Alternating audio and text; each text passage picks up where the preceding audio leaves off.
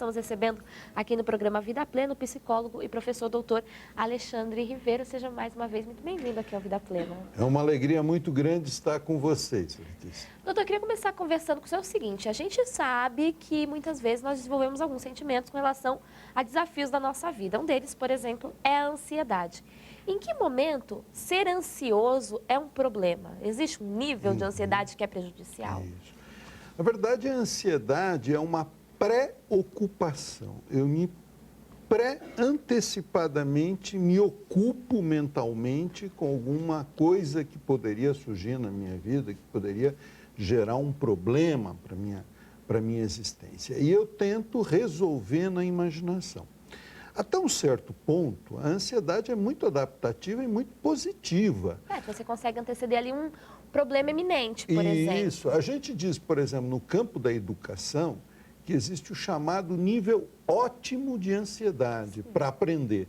Porque se um aluno não estiver motivado, inquieto, querendo decifrar o aprendizado, o que vai acontecer? Ele vai acabar dormindo na sala de aula, vai relaxar, não vai aprender nada. Então, uma certa ansiedade, ela melhora, porque ela vai liberar algumas substâncias, como a adrenalina, que vão melhorar o meu desempenho cognitivo. Eu vou ficar mais atento, eu vou ficar mais concentrado, eu vou poder pensar melhor, eu vou estar mais ativado para aprender, para lidar com alguma situação, com algum desafio da vida. Só que quando esse nível ótimo é ultrapassado, a ansiedade está numa dose muito alta, ou seja, eu liberei muita adrenalina, a ativação do meu corpo, da minha mente, vai ser tão forte, eu vou experimentar tremor, eu vou experimentar ondas de calor, eu vou experimentar pressão no peito, tontura. Quer dizer, eu vou experimentar uma série, aumento da frequência cardíaca, que isso vai gerar um desconforto tão grande que, longe de ajudar a minha concentração, eu vou perder a concentração, eu vou começar a me desorientar na situação e, em graus muito altos, eu vou travar, ou seja, eu não vou conseguir realizar a tarefa. Quais os principais fatores que geram a ansiedade demasiada, doutora Alexandre? Então, eu acho que é bem o que vocês estavam falando. O homem moderno, estamos falando muito de estresse. Ele deseja controlar todas as situações. Todos. Ele quer dar conta, ser multitask, múltiplas tarefas, etc. Tal. E essa síndrome que desumaniza o homem, que eu perco as noções de limite, que eu não posso com tudo, que eu tenho limites na vida, muitas vezes me leva a um estresse excessivo, como você apontou logo no início do programa, 70%, é alarmante isso, essa informação que você traz. Quer dizer, e esse excesso de dar conta de tudo, de tentar prever os acontecimentos que vão acontecer. Eu quero controlar a vida da minha sogra, a vida da minha mulher, a vida do meu filho, o trabalho do meu sobrinho. E a própria vida, a minha própria vida, em né? todos os sentidos. Quer dizer, é um transtorno tão alto que eu começo a parar. Eu começo a entrar numa verdadeira, eu diria assim, exaustão. O corpo entra em pane, literalmente. Eu começo a ter dores musculares, desenvolver fibromialgia, eu começo a ter hipertensão arterial, diabetes do tipo 2, está muito associado ao estresse, não é? Gastrite, eu mudo o pH da pele, eu fico mais susceptível a dermatites. Quer dizer, enfim, por quê? Porque quando eu estou em ansiedade, muda-se a bioquímica do meu corpo. A química está sendo alterada. Nossa, e aí a importância de nós estarmos atentos a todas essas questões. E o senhor falava, por exemplo, da ansiedade que, de maneira exagerada, traz tantos transtornos à nossa vida. E ela pode desencadear outros problemas também, por exemplo, síndromes tidas como mais graves, como síndrome do pânico, a questão do toque, tudo isso pode ser desenvolvido com um caso de ansiedade ao extremo? Isso. Você veja como os transtornos ansiosos, eles são amplos. Eles vão desde a fobia social, que eu tenho medo de me expressar em público, que eu tento adivinhar o que você está pensando, se você vai me aprovar, não vai, o que você vai achar de mim, não é? O transtorno do pânico, quando eu começo a ter medo das minhas reações físicas, medo de ficar louco, medo de morrer, por que que meu coração disparou, não disparou, acho que eu vou ter um infarto, o que está acontecendo comigo? Medo das minhas reações do meu corpo, físicas, não é? Eu desenvolvo uma ansiedade generalizada, tudo eu estou tentando prever, controlar, etc., segurar. Desenvolvo o toque que você disse, que é o transtorno obsessivo compulsivo. Esse excesso de controle, eu quero controlar qualquer possibilidade de contaminação, todos os objetos têm que estar simetricamente perfeitos, eu sofro de um perfeccionismo, porque eu tenho uma hipótese dentro de mim, que se eu for perfeito, se eu controlar tudo, aí eu serei feliz, não é? Quero checar tudo, portas várias vezes, para impedir o gás está fechado, não está. Então, os transtornos ansiosos, eles são muito vastos, eles pegam diversas áreas, né? E a gente está sujeito a vivenciar isso, a conhecer alguém que tem essa situação. E a importância de estarmos preparados para ajudar essas pessoas e ajudar a nós mesmos. Inclusive porque nós trazemos, por exemplo, um dado que 70% das pessoas economicamente ativas têm, por exemplo, sintomas de estresse. Mas, infelizmente, não são só os adultos que têm problemas com estresse. A gente traz agora um destaque do artigo do jornalista Paiva Neto, Ansiedade Infantil. Olha o que ele nos escreve. Você pode, inclusive, acessar esse artigo pelo portal Boa Vontade, www.boavontade.com. Em um mundo tantas vezes regido pelo imediatismo, onde exigências sociais nos impõem a cada dia crescente disputa por um lugar ao sol, o estresse encontra terreno fértil para proliferar. E não somente os adultos tornam-se vítimas deste, que é considerado um dos males da modernidade. Também nossas crianças vivem situação semelhante. Elas têm a vida cada vez mais parecida com a nossa, repleta de compromissos e tarefas. Acabam não tendo o devido espaço para ser criança.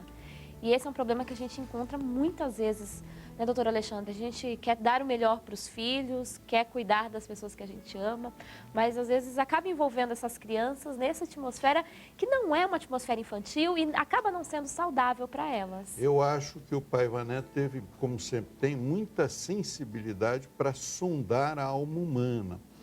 Algum tempo atrás, eu dou supervisão para psicólogos, eu estava trabalhando com uma psicóloga que ela atendia o caso de uma criança, de uma menina, ela tinha por volta de 7 anos, 8 anos, e a mãe ficou muito desesperada com essa situação, encontrou no jardim da casa uma cartinha que ela escrevia ao anjo de guarda dela. Era uma família muito religiosa e ela escrevia uma carta pedindo ajuda ao meu anjo. E nessa carta, quando você lia, eu pude ler a carta, é impressionante, ela descrevia todos os sintomas da ansiedade, do pânico especificamente que você citou.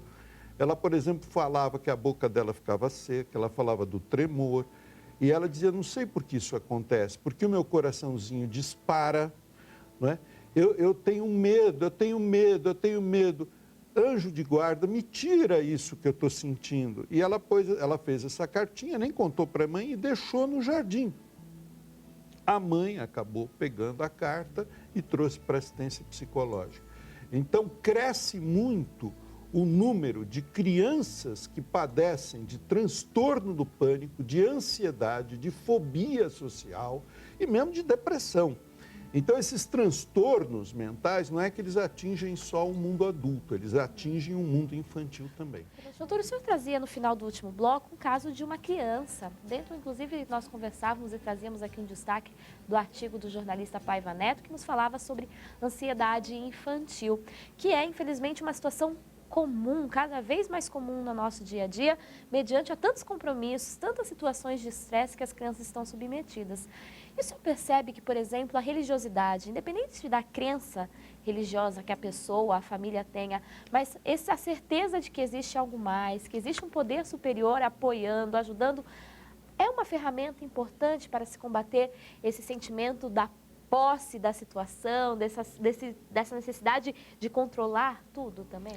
E sem dúvida nenhuma, né, Letícia? Eu acho que nós estamos vivendo um momento muito importante na humanidade da gente descobrir, claro, que você ser bem-sucedido, você ter um filho que faça sucesso no sentido de ser uma pessoa que constrói as suas metas, que realiza os seus objetivos, é muito legal. Mas que mais importante que isso, que nós não podemos perder de vista é a felicidade. Nós somos felizes. Que ela não é só conquistada com Né? dinheiro. Isso, a gente precisa dar um sentido maior para as nossas vidas. Então, eu acho que a religiosidade, num sentido amplo, ela te religa a valores mais fundamentais.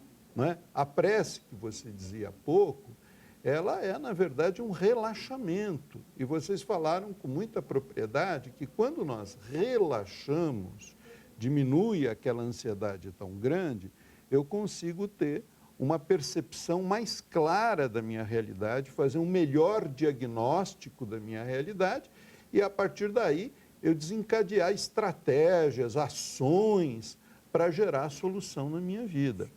Então, sem dúvida nenhuma, que eu acho que a religiosidade é um dos fatores que contribuem. E aqui a Boa Vontade TV, nós acreditamos muito que a ciência humana vem contribuindo de forma significativa e nunca pode ser descartada diante das situações. Ela, inclusive, é justamente a continuação desse tratamento que começa no nosso espírito, o cuidado com o nosso íntimo. Então, nós sabemos que, por exemplo, muitas vezes há casos que precisam de um tratamento especializado, precisam de um acompanhamento médico. Em que momento que a pessoa deve procurar um especialista, doutor? Eu acho que quando ela sente que ela já não dá mais conta, eu não consigo mais me autoacalmar, eu não consigo mais controlar toda essa emocionalidade, todo esse desejo de controlar as situações, aí eu preciso da ajuda psicológica.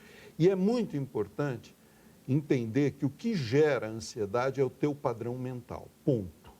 São os teus pensamentos que desencadeiam toda essa ansiedade. Então, quando você começa a entrar nesse verdadeiro labirinto, o que será que o outro está achando? Por que o outro? Porque, olha, vai acontecer isso, vai acontecer... Para. Chega. Você mesmo tem que dizer, para. Para de querer controlar tudo. Será que o que você está imaginando que o outro pensa, que o outro vai fazer, o que vai acontecer, não é fantasia?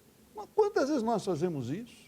Eu vejo isso na minha própria experiência de vida. Às vezes a gente começa a fantasiar as pessoas, pôr pensamentos na cabeça das pessoas.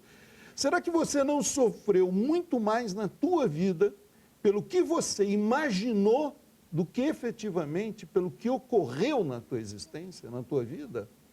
Então, cuidado com esses pensamentos que eles vão crescendo, vão se retroalimentando dentro de você. E parece que um excita mais o outro e aí você potencializa isso. Pare com isto, atenção, você está fazendo um exame médico, tem pessoas que estão fazendo um exame médico e já estão pensando que vai ter um diagnóstico difícil. Já estão pensando na cirurgia que vão ter que fazer por causa da Você está fazendo só agora o exame, calma. Se centra nisso, vamos resolver uma coisa de cada vez. Bom, doutor Alexandre, muito obrigada. Gostaria de contar com o senhor outras vezes aqui no programa Vida Plena, sempre para conversar sobre esses assuntos tão importantes para a gente. É um grande prazer estar com você, Letícia.